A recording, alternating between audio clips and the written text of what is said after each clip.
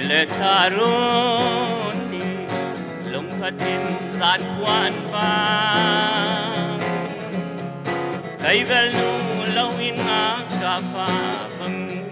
dây thì kiang hen o karum vây lai oh cả đột đêm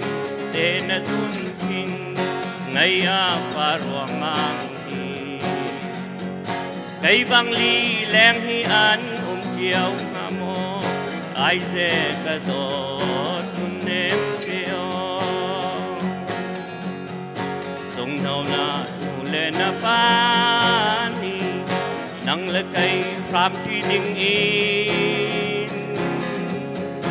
quan ruột về lâu mó nung đêm đê cả tóc lâu kun sang cả giọt xuân ruộng oh cả tóc đêm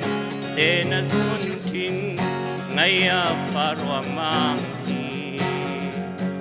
cây băng ly leng hi an chiều nga mo ai dè cả đốt nun đêm tiêu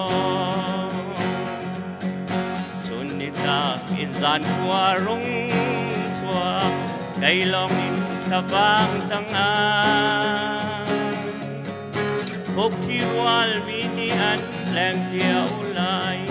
cây vel nu lâu in ngạc ra pha băng oh cả đốt đêm đêm na dun thinh ngày a pha ruộng mang cây băng ly leng hi an chiều nga mo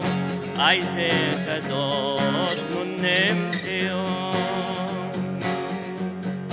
cả tóc lâu kun sang e cả giọt xuân ruộng